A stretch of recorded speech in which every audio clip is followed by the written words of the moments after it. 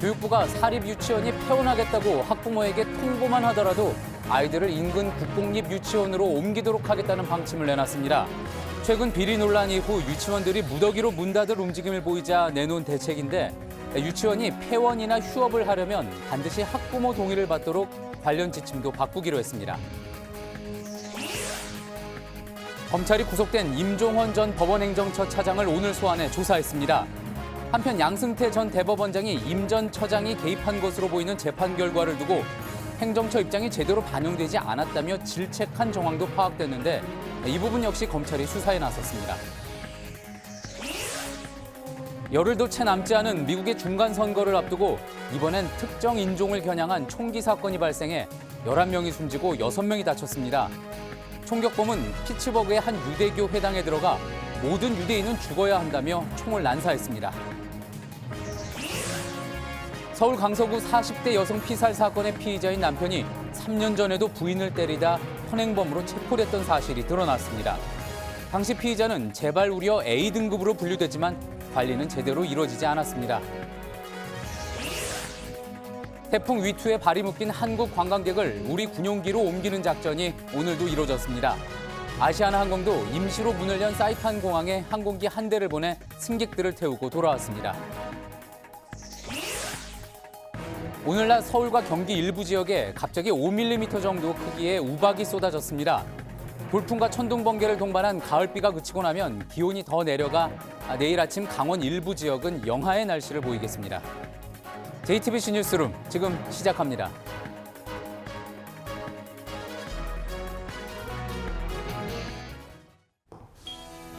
공기청정기가 도로 위로 내일을 바꾸는 현대수소 전기차. 정부의 사립 유치원 비리 대책에 반발해 폐업하거나 집단 휴업하려는 일부 움직임에 대해 정부가 긴급 대책을 내놨습니다. 일방적으로 문을 닫지 못하도록 유치원을 폐원하려면 학부모의 사전 동의를 받게 할 방침입니다. 또 유치원이 학부모들에게 문을 닫겠다는 안내 문자만 보내도 아이들을 근처 국공립 유치원으로 옮길 수 있게 한다는 계획입니다. 정부의 긴급 대책 어떤 내용인지 박상욱 기자가 보도합니다. 비리 논란 이후 유치원들의 집단 행동에 대한 우려가 가시지 않자 교육부가 휴일인 오늘 대책을 내놨습니다. 각 시도 교육청에 신고해 교육감의 인가를 받으면 가능했던 유치원 폐원 절차에 앞서 학부모 동의와 운영위원회 협의를 반드시 거치도록 지침을 바꾸기로 한 겁니다. 교육부는 폐원 통보만 이뤄진 상태라도 아이들을 인근 국공립 유치원 등으로 즉각 이전 배치하기로 했습니다. 폐원 신청서를 제출하지 않고 폐원을 하겠다고 학부모에게 통보만 하더라도 교육부와 교육청은 바로 해당 유치원 아이들을 인근 국공립 유치원이나 국공립 어린이집 등 다양하게 배치할 수 있도록. 교육부는 유치원이 옮겨지는 아이들에겐 통학 차량도 지원할 방침입니다. 현행 유아교육법에 따르면 무단 폐원을 할 경우 3년 이하의 징역이나 3천만 원 이하의 벌금이 가해지는데 처벌과 별도로 아이들에 대한 보호도 이뤄지는 겁니다. 아직까지 우려되는 집단 휴원은 일어나지 않았지만 교육부는 공정거래위원회 조사 대상이자 교육청 특별감사 대상이라며 다시 한번 이를 경고하고 나섰습니다. 또 이와 관련한 문제가 발생하면 각 교육청에서 즉시 행정지도에 나설 방침입니다. JTBC 박상욱입니다. 검찰이 양승태 전 대법원장이 특정 재판 결과를 두고 질책을 하거나 지시를 내리는 등 직접 개입한 걸로 보이는 정황을 포착해 수사를 확대하고 있습니다. 어제 구속된 임종원 전 법원행정처 차장의 구속영장에도 이런 내용이 담긴 걸로 파악됐습니다. 먼저 김선미 기자의 보도입니다. 2014년 헌법재판소는 통합진보당 해산을 선언하며 소속 국회의원들의 의원직 상실을 함께 결정했습니다. 의원들은 헌재 결정에 반발하고 국회의원의 지위를 확인해달라며 법원에 소송을 냈습니다. 검찰에 따르면 당시 법원행정처는 1심 재판부에 의원직에 대한 결정권은 법원의 권한이란 점을 판결에 담도록 의견을 전달했습니다. 하지만 1심 재판부는 헌재의 권한이라며 법원에서 담당할 사건이 아니라고 판단합니다. 행정처는 다시 2심 재판부에도 입장을 전달하고 행정처 입장과 같은 내용의 판결이 선고됩니다. 그런데 검찰이 이 과정에 양승태 전 대법원장이 직접 개입한 것으로 보이는 정황을 포착하고 수사 중인 것으로 파악됐습니다. 1심 판결 선고 결과를 보고받은 양 전 대법원장이 어떻게 이런 판결이 있을 수 있느냐며 법원 행정처의 입장이 재판부에 제대로 전달된 게 맞느냐는 취지로 질책하고 이에 따라 다시 2심 재판부에도 의견이 전달됐다는 겁니다.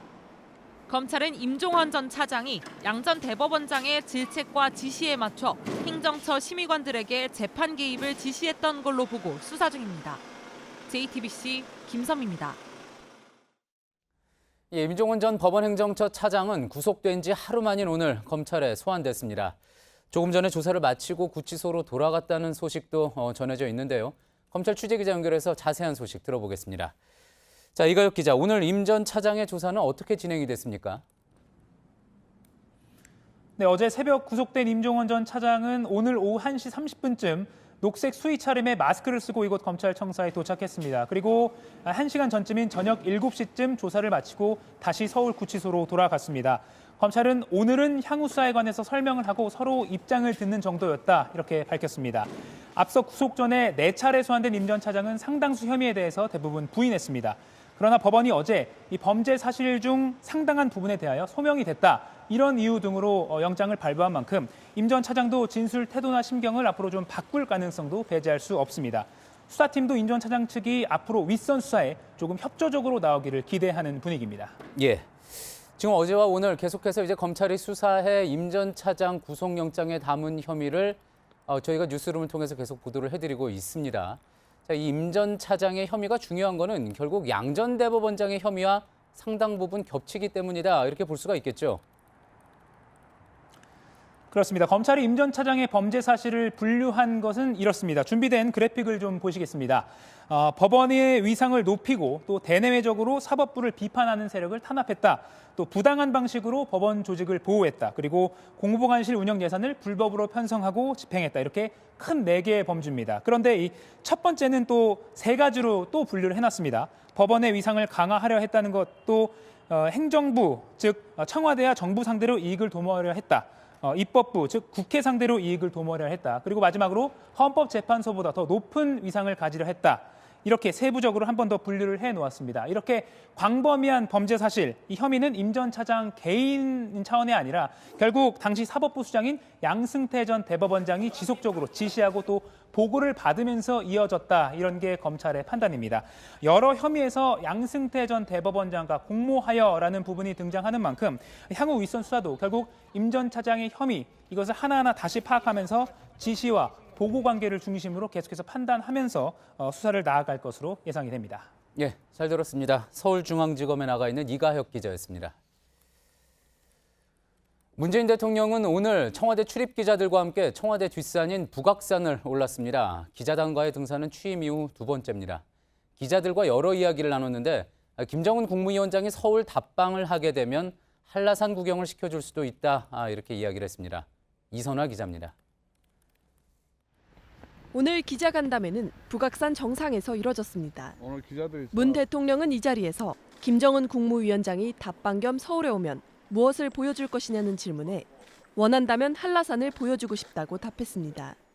벽지에서 한라까지 이런 말도 있으니까 또 원한다면 한라산 구경도 시켜 줄 수 있습니다.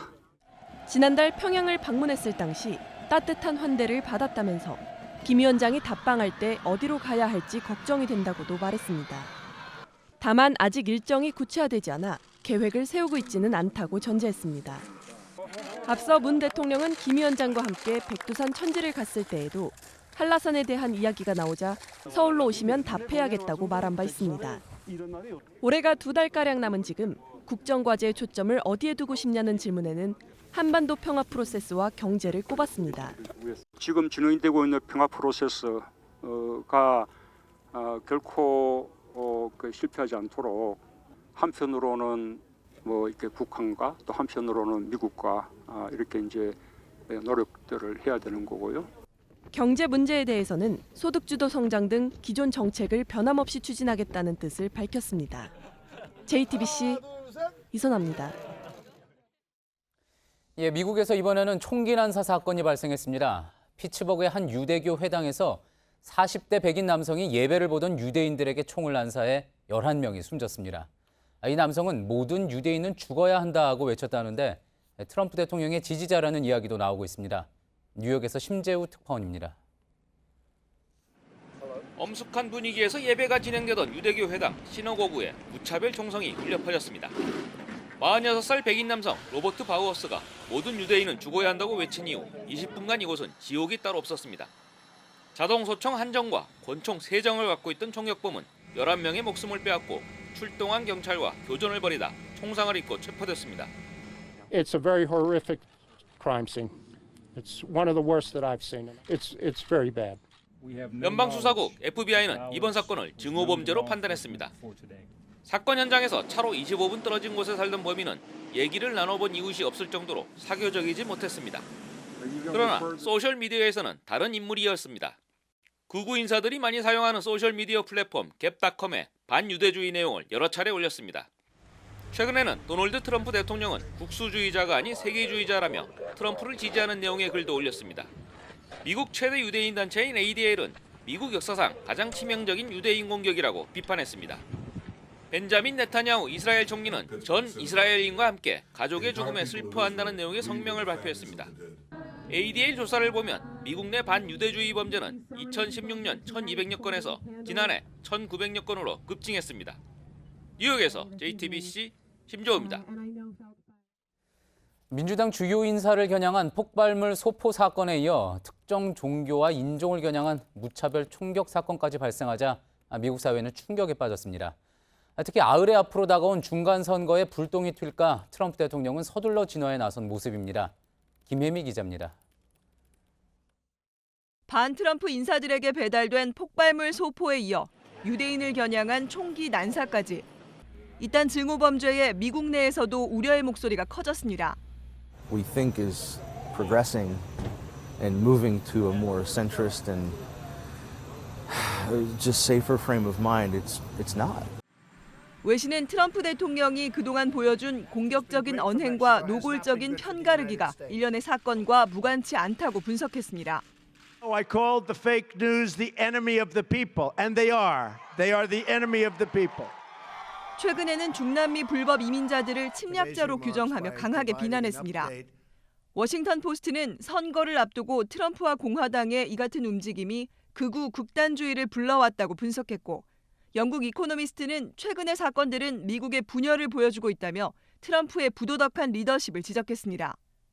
트럼프 대통령은 총격 사건과 관련해 종교적, 인종적 증오와 편견에 대해 관용이 없어야 한다며 강력한 처벌을 언급했습니다. 또 조만간 사건 현장을 직접 찾겠다며 발빠른 수습에 나섰습니다. JTBC 김혜미입니다. 이른바 강서구 아파트 주차장 살인 사건의 피해자가 과거에도 경찰에 2차례나 도움을 요청했던 것으로 드러나면서 허술한 피해자 보호 시스템이 논란이 되고 있습니다. 그런데 저희 취재 결과 당시 경찰이 피의자인 전 남편을 가정폭력 재발 우려가 큰 A등급으로 분류했지만 해야 할 모니터링은 제대로 하지 않은 것으로 확인됐습니다. 최승기 기자가 보도합니다. 첫 신고는 2015년 2월 15일이었습니다. 피의자 김모 씨는 여행 다녀온 아내를 공항 주차장과 집 앞 등에서 폭행했습니다. 막내딸의 신고를 받고 출동한 경찰은 김 씨를 현행범으로 체포하고 가정폭력 가해자가 피해자 거주지에 접근하지 못하게 하는 긴급 임시 조치를 내렸습니다. 가정폭력 재범 위험성 조사표도 작성했는데 이 표를 보면 폭행 심각도는 상으로 적혀 있고 가해자 통제의 어려움, 가해자의 심한 감정 기복 등도 표시돼 있습니다. 당시 경찰은 총점 8점으로 김 씨를 고위험 가해자로 분류했습니다. 언제든지 재범을 저지를 가능성이 크다는 얘기입니다. 경찰은 이러한 자료를 바탕으로 가정폭력 신고 가정을 선별한 뒤 AB 등급으로 나눠 모니터링해야 합니다. 숨진 피해자 가정의 경우 A등급으로 분류돼 있었지만 가정 방문 등 모니터링은 없었습니다. 피해자가 전화번호를 자주 바꿔 연결이 되지 않았다는 이유에서입니다. 이후 2016년 1월 1일 피해자는 또다시 경찰에 신고했지만 김 씨의 폭력은 집요하게 이어졌습니다. 선정을 했으면 훨씬 더 거기서 일어날 수 있는 다양한 폭력에 대한 위험성을 생각을 했어야 되는데 공권력과 허술한 제도가 피해자를 보호하지 못하는 사이 김 씨는 결국 전 남편에 의해 살해됐습니다. JTBC 최승기입니다.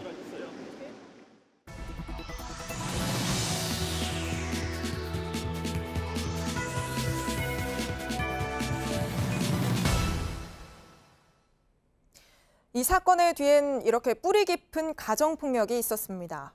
세 딸의 어머니인 피해자는 계속 이사를 다녔지만 결국 전 남편의 집요한 추적은 피하지 못했습니다.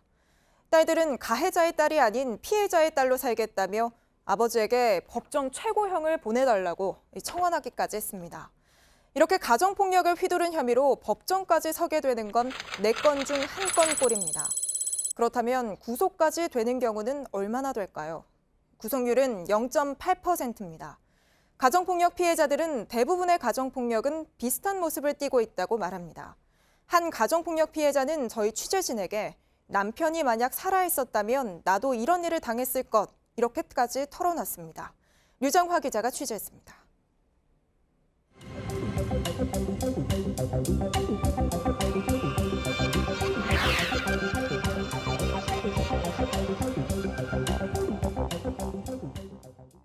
(15년간) 지속된 남편의 폭력은 결혼 2년 차부터 시작됐습니다. 한 번 때리기 시작하면 67시간씩 계속됐습니다. 몸 같은 데는 멍자국 남으니까 주로 얼굴 같은 데만 집중적으로 때린다던가 각막이 손상돼서 다 피가 나고 깨지고 막. 경찰에 신고하길 여러 번. 하지만 가정사로만 취급당했습니다. 되게 고압적으로 형사가 얼마나 할 일도 많고 바쁜데 아줌마 어차피 취할 거 아니냐. 근데 왜 사람 힘들게. 결국 쉼터로 몸을 숨겼지만 남편은 집요했습니다.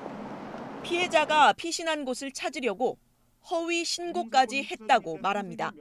출동했던 경찰에 또 신고를 했더라고요. 아이한테 성추행했다. 경찰이 또 교회까지 찾아와가지고 어디 있는지 좀 알려달라고. 폭력은 남편이 병으로 사망하고 나서야 끝이 났습니다. 이번 등촌동 살인사건을 보고 다시금 몸을 떨었습니다. 남편이 살아있었다면 나도 저런 똑같은 일을 당했겠구나. 대부분의 가정폭력이 비슷한 모습으로 되풀이됩니다. 그러나 가정의 유지를 최우선으로 하는 가정폭력처벌법은 예방도 가해자 처벌도 제대로 하지 못한다고 여성단체들은 지적합니다. 더 이상 집안일이나 사소한 일이 아니라는 인식, 그리고 그 인식이 법을 집행하는 경찰, 검찰, 법원 이런 관계자들이 제대로 집행될 수 있도록. JTBC 류정화입니다. 이 사건의 피의자인 전 남편은 피해자 동선을 파악하려고 차에 위치 추적기까지 붙인 것으로 조사됐습니다. 이렇게 범죄에 악용될 수 있는 위치 추적기, 시중에서 쉽게 구할 수 있을 뿐 아니라 피해자가 설치 여부를 확인하기도 쉽지 않다고 합니다. 이어서 홍지용 기자입니다. 차량용 위치 추적기를 파는 업체를 찾아가 봤습니다. 차에 어디 붙이든 상관없는 거예요. 그냥 차가 아니어도 상관없고요. 취재진이 관심을 보이자 점원이 자세히 설명합니다. 전화로 문의한 또 다른 업체는 인터넷으로 살 수 있다며 사용법이 담긴 동영상 링크를 보내줍니다. 굉장히 쉬운 거예요. 블루투스 이어폰 쓰실 줄 알면 다 할 수 있는 거예요. 현행법에서 위치 추적기 판매 자체는 위법이 아닙니다. 몰래 설치해 전원을 켜서 위치 정보를 수집한 시점부터 처벌할 수 있습니다. 위치 추적기는 점점 크기가 작아지고 디지털 신호를 쓰고 있어서 탐지 자체가 쉽지 않습니다. 남의 차에 붙이려면은 차에 문 열고 들어갈 수가 없기 때문에 이제 그나마 붙이기 제일 쉬운 곳이 즉 앞뒤 범퍼나 바퀴 안쪽 다 이제 불법이라고 볼 수 있겠죠. 이번 강서 사건의 피해자는 지난 4년간 5차례 이사를 했지만 전 남편의 집요한 추적에서 벗어나지 못했습니다. 유족들은 전 남편이 피해자 차량 뒷범퍼에 위치 추적기를 달았다고 전했습니다. 경찰은 이 사실을 확인하고 자세한 경위를 조사하고 있습니다. JTBC 홍지용입니다. 고 장자연 씨 성접대 의혹 사건을 검찰 과거사 진상조사단에서 조사 중인데 저희 JTBC는 이 사안을 꾸준히 보도해드리고 있습니다. 경찰이 검찰에 송치한 자료에서 중요한 단서인 통화 내역이 누락됐던 사실 등을 보도해드린 바 있는데요. 오늘 진상조사단은 당시 경찰의 수사가 시작부터 부실했다고 밝혔습니다. 박민규 기자입니다. 2009년 3월 14일 장자연 씨 유서 공개 다음 날이자 장 씨가 스스로 목숨을 끊은 지 일주일 되는 날입니다. 경찰은 이날 첫 압수수색에 나섭니다. 조사단에 따르면 경찰은 장 씨 침실에 있던 다이어리 한 권과 메모장 한 권, 컴퓨터 본체 한 대와 휴대전화 석 대를 확보했습니다. 압수수색에 걸린 시간은 57분. 그런데 당시 압수수색에 참여했던 입회인이 최근 조사단 조사에서 경찰 압수수색이 매우 부실했다는 취지로 진술했습니다. 평소 메모를 좋아하던 장 씨의 수첩이 집안에 여러 개 있었고 메모장도 더 많았는데 수색은 침실에서만 이루어졌다는 겁니다. 장 씨가 만난 사람을 알 수 있는 명함들이 집안 곳곳에 있었지만 그대로 두고 장 씨의 핸드백조차 열어보지 않았다고 증언했습니다. 경찰이 장 씨가 자주 이용한 싸이월드 계정에 대한 압수수색 계획을 수사 기록엔 담았지만 이와 달리 실제 검찰에 영장을 신청한 기록은 없었다고 조사단은 밝혔습니다. 또 경찰은 장 씨 지인을 통해 장 씨의 싸이월드 계정과 비밀번호를 파악하고도 조사 여부를 기록에 남기지 않았습니다. 특히 수사 기록엔 압수한 장 씨의 휴대전화 등 증거물에 대한 분석 결과가 모두 빠져 있었습니다. 조사단은 또 당시 수사검사가 보관해온 통화 내역을 받았지만 이 역시 원본이 아닌 편집본이었다고 밝혔습니다. JTBC 박민규입니다. 예, 오늘도 태풍 위투로 사이판에 고립된 우리 관광객을 수송하는 작전이 계속됐습니다. 어제 1차로 141명이 귀국을 했고 오늘은 400여 명이 추가로 사이판을 빠져나왔는데요. 사이판 공항이 일부 문을 다시 열면서 아시아나 임시 항공편도 이곳으로 투입이 됐습니다. 괌에 나가 있는 저희 취재기자 연결해 보겠습니다. 자, 박준우 기자, 일단 오늘 태풍 위투가 지나간 이후 처음으로 사이판 공항에 우리 국적기 임시편이 투입이 됐습니다. 몇 명이나 이 비행기에 탄 겁니까? 네, 오늘 사이판에 투입된 아시아나 항공 임시편의 규모는 모두 302석입니다. 네, 정작 탑승한 승객은 258명이고 그 가운데서도 한국인은 93명뿐이었습니다. 기존에 아시아나를 예약했던 중국 등 다른 나라 승객들이 대거 탑승을 했기 때문인데요. 아시아나 측은 25일과 26일 자사 항공편을 예약했지만 사이판에 발이 묶인 승객들을 먼저 태우겠다고 밝힌 바 있습니다. 또 40석 이상 좌석이 빈 이유도 외교부 측에 한번 문의를 해봤습니다. 그랬더니 기존 한국인 예약객 중에 먼저 군수송기를 통해서 한국으로 돌아간 사람도 있고 중국인 예약객 가운데 중국 직항기를 통해서 중국으로 먼저 돌아간 사람들도 있기 때문이라고 밝혔는데요. 또 빈좌석에 한국인들을 더 태우려고 해도 불가능했다고 합니다. 사이판 공항의 전기 사정이 좋지 않아서 발권 시스템이 아예 먹통이 됐기 때문인데 현장 판매가 불가능한 상황이었다고 합니다. 예, 그렇군요. 어떤 이유에서든지 40석이 빈 채로 돌아간 거는 좀 아쉬움이 남는 그런 대목이군요. 자, 오늘 군 수송기 상황은 어땠습니까? 군 수송기를 통해서도 한국 국민들이 많이 이동을 했죠. 예, 괌과 사이판을 오가는 우리 군 수송기의 수송 작전도 계속됐습니다. 오늘 모두 괌과 사이판을 4차례 오갔는데요. 모두 330명을 실어 날랐습니다. 영유아를 둔 가족이나 체류 기간이 긴 승객들부터 우선순위를 정해서 탑승을 시켰습니다. 또 이들 대부분은 현지 시각 오후 3시와 8시에 서울행 비행기에 올랐고 일부는 지금 호텔 등에 남아서 내일 부산행 비행기를 타고 귀국할 예정입니다. 예, 그런데 개별적으로 귀국한 분들도 있다고 들었습니다. 지금 상황에서 그렇게 개별적으로 귀국을 하는 게 가능한 겁니까? 네, 군 수송기나 사이판으로 투입된 임시편이 아니라 개별적으로 티켓을 구매해서 간 승객들도 있다고 하는데요. 다름 아니라 젊은 연인 2명입니다. 이분들은 오늘 오전에 유나이티드 항공을 통해서 사이판에서 괌으로 온 후에 다시 지네어로 갈아타고 부산으로 돌아갔다고 합니다. 예, 그렇군요. 자, 그러면 한번 정리를 좀 해볼까요? 지금까지 사이판을 빠져나온 우리 관광객은 그러면 총 몇 명입니까? 그리고 또 내일 우리 국적사의 사이판 임시편 투입 계획은 어떻게 됩니까? 네, 어제 빠져나온 141명을 포함하면 오늘까지 다 해서 566명입니다. 그리고 내일은 우리 국적기가 4편이 임시편으로 투입될 예정인데요. 4편 모두 인천공항입니다. 또 우리 군수송기 역시 계속해서 수송작전을 펼칠 계획입니다. 지금까지 괌 현지에서 JTBC 박준호입니다. 10월의 마지막 휴일인 오늘 서울과 경기 일부 지역에 갑자기 우박이 쏟아졌습니다. 또 강풍이 불어 컨테이너가 떨어지면서 인명피해도 발생했습니다. 가을 추위가 이어져 내일은 기온이 영하로 떨어지는 곳도 있겠습니다. 오선민 기자입니다. 눈송이 같은 얼음 덩어리가 떨어져 내립니다. 도로와 차량을 매섭게 때립니다. 사람들이 급히 천막 아래로 대피하기도 했습니다. 수도권을 중심으로 지름 5mm가량의 우박이 떨어졌습니다. 중부지방 5km 상공에 영하 25도의 찬 공기가 유입되면서 대기가 불안정해졌기 때문이라고 기상청은 설명했습니다. 지게차가 컨테이너를 들어 올립니다. 좀만 더. 인천항 부두에서 3단으로 쌓여있던 컨테이너 2개가 떨어졌습니다.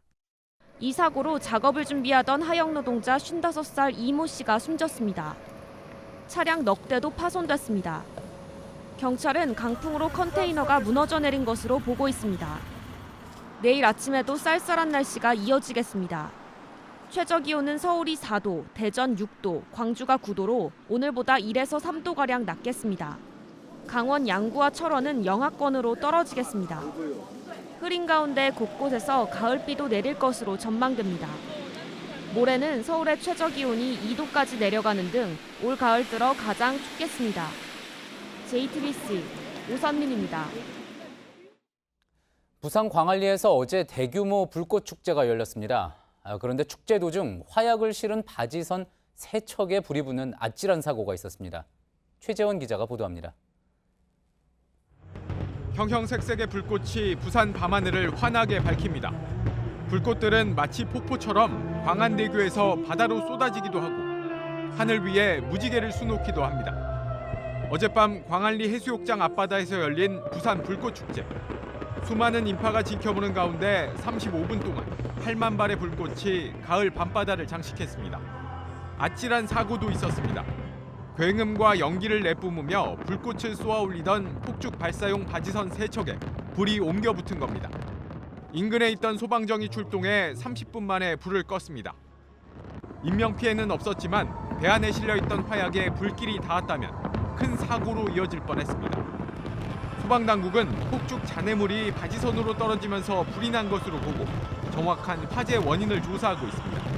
JTBC 최재원입니다. 어제 오후 4시 40분쯤 경남 창원시의 한 아파트에서 어린이집 원장 49살 정모 씨가 쓰러져 숨져 있는 것을 이 아파트 경비원이 발견해 경찰에 신고했습니다. 경찰은 정 씨가 투신한 것으로 보고 있는데 어린이집 감사를 앞두고 힘들어했다는 유족 증언을 토대로 조사를 진행하고 있습니다.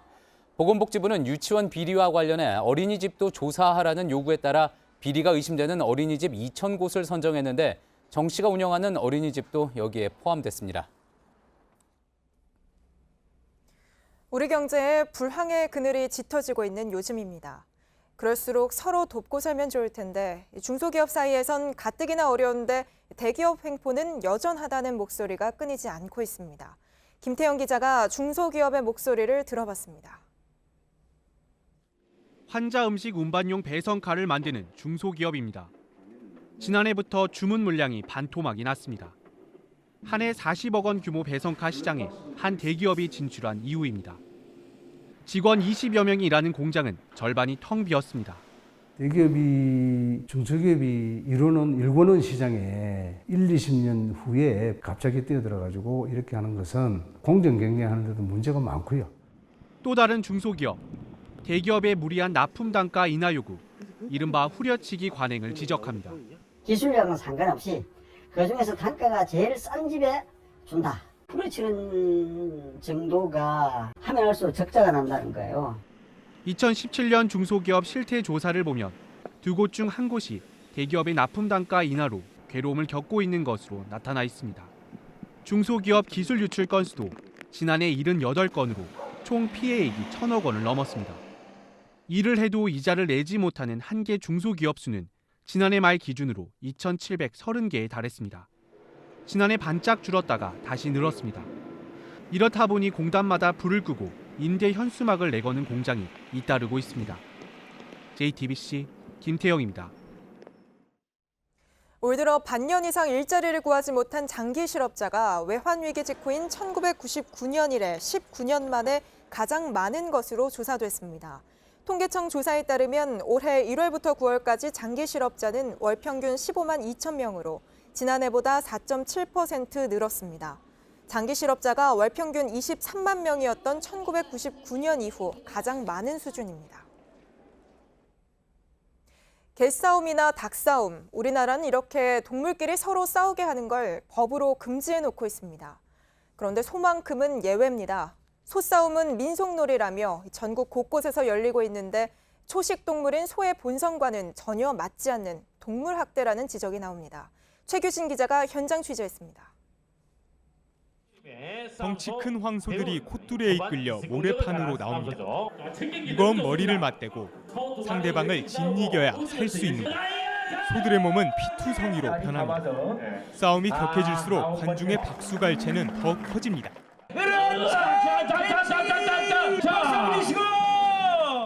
한 경기가 끝나면 곧바로 다음 소들이 투입됩니다. 거친 숨을 내쉬는 소들은 울부짖고 이리저리 몸을 뒤흔듭니다. 가고 싶지 않은 거예요. 그런데 주인이 여기 보시면 이 소 꽃두레가 굉장히 무게예요. 이게 무게예요. 꽃두레를 당김으로써 이 1000kg가 되는 무게를 움직이는 거거든요. 그러면 소는 선택권이 없어요. 600kg을 넘나드는 소들이 싸우면서 뿔이 부러지고 다치는 일도 많습니다. 하지만 경기를 위해 몸을 키우려면 더 혹독한 사육 과정을 거쳐야 합니다. 싸움서에 돈을 거는 일은 금지되어 있지만 암암리에 판돈이 오가기도 합니다. 다른 데는 1000만 원 한 데도 있어요. 소싸움도 역시 참 취미도 있고 하지만 돈하고 연관이 있잖아요. 소싸움은 민속놀이라는 명목으로 전국 11곳에서 개최되고 있습니다. 현행 동물보호법에 소싸움은 민속놀이로 분류돼 있기 때문입니다. 근데 이렇게 하는 걸 보다 재밌다고 하니까요. 저희들이 동물학대가 아니라 이거 민족사회라고 이렇게 대답하시는 게 진짜. 하지만 동물보호단체들이 동물학대와 사행성 조장을 지적하며 반대하고 나서면서 논란은 그치지 않고 있습니다. 우선 그 소가 싸울 이유가 없어요. 사실 전통은 그 시대에 살고 있는 사람들에 의해서 항상 새롭게 합의되는 거라고 생각해요. 세계적으로 인위적인 동물 싸움을 금지하는 추세지만 우리나라에선 여전히 전통이란 이유로 계속되고 있습니다.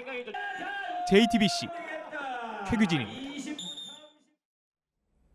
경기장에 휘몰아친 강한 비바람도 홈런 공장 SK의 방망이를 식힐 순 없었습니다. 가을 하늘에 홈런 3개를 수놓은 SK는 넥센과의 홈 2연전을 모두 쓸어 담으면서 한국 시리즈로 가는 8부 능선을 넘었습니다. 이도성 기자입니다. 중계 화면을 가리는 세찬 비와 함께 나무가 휘청거릴 정도로 강한 바람이 불었지만 2만 3천여 명의 응원의 힘을 얻은 양팀 선수들은 몸을 사리지 않았습니다. 한동민은 땅볼 타구에도 전력 질주해 1루 베이스 위로 날았고 해커는 마운드에서 몸을 던지며 아웃 카운트를 잡았습니다. 공만 바라보며 뛴 선수들에겐 동료도 벽도 보이지 않았습니다.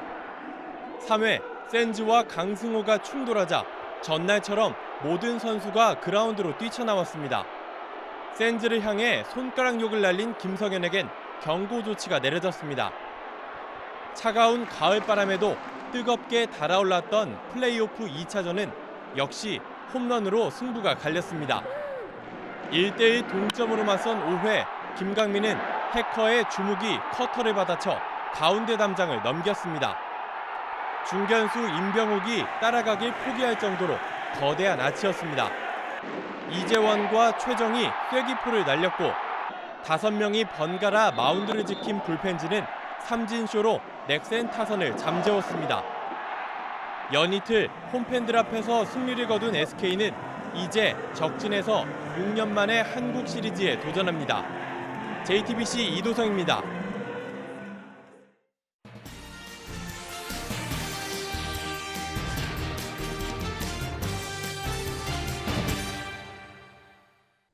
오늘의 뉴스룸 키워드는 공동경비구역입니다. 공식 명칭은 군사정전위원회 판문점 공동경비구역.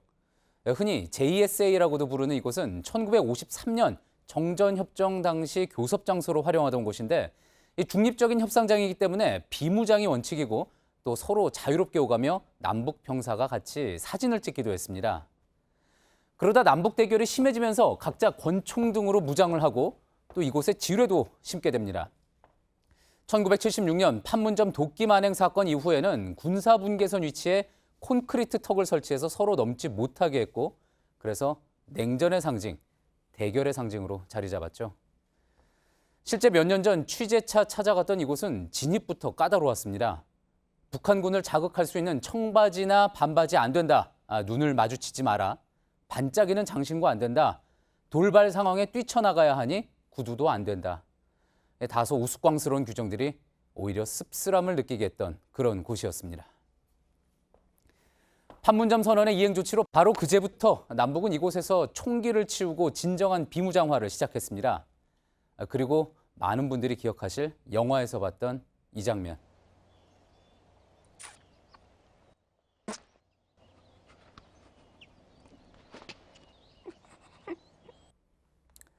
긴장감과 적대감을 걷어낸 자리에 이해와 여유가 자리 잡고, 그래서 한때 대결의 상징은 화해의 상징이 될 수 있기를 기대해보는 오늘의 뉴스룸 키워드, 공동경비구역이었습니다.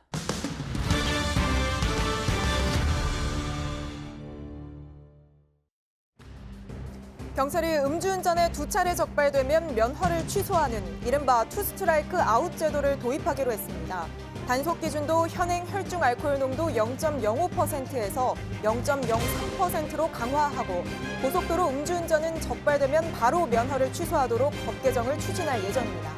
다만 경찰은 법 개정이 필요한 사안이라 실제 도입까지는 시간이 걸릴 것으로 보인다고 설명했습니다. 카이스트 연구진이 개발한 소형 과학 로켓 오리세 2호가 오늘 새만금 간척지에서 발사됐습니다. 국내에선 처음으로 민간기관이 자체 개발한 기술로 발사에 성공한 건데, 카이스트 측은 국내에선 실험 부지가 마땅치 않아 공역 사용 승인을 받기 어려웠는데, 이번 실험 성공을 계기로 국내 민간 로켓 연구 여건이 더 나아지길 바란다고 밝혔습니다. 잉글랜드 프로축구 프리미어리그 레스터시티의 구단주가 소유한 헬리콥터가 현지 시간 27일 경기장 인근 주차장에 추락했습니다. 영국 현지 언론은 구단주가 헬리콥터에 타고 있었으며 헬리콥터가 추락한 뒤 큰 화염에 휩싸이면서 탑승자 전원이 숨진 것으로 보인다고 전했습니다.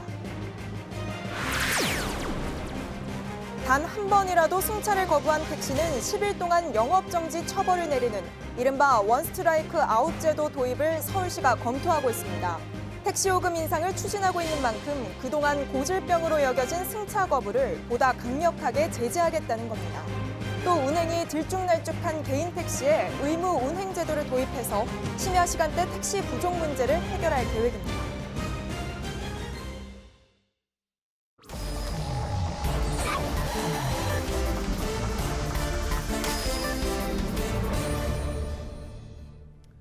예, 비하인드 뉴스 시간입니다. 안지원 기자가 나와 있습니다. 안지원 기자, 첫 번째 키워드부터 볼까요? 네, 첫 키워드는 가짜 뉴스 대 가짜 뉴스입니다. 예, 가짜 뉴스는 뭐 익숙하게 알고 있는데 가짜 뉴스는 뭡니까?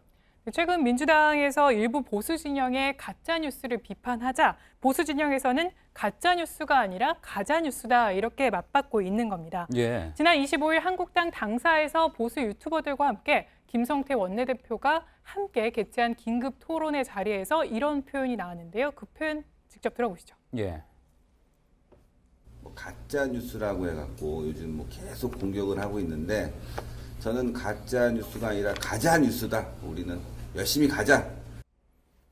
예, 그러니까 가짜 뉴스 논란에도 불구하고 계속 이렇게 열심히 가겠다. 그래서 가짜 뉴스라는 거군요. 네, 맞습니다. 이날 한국당과 보수 유튜버들이 처음으로 합동 방송을 한 건데요.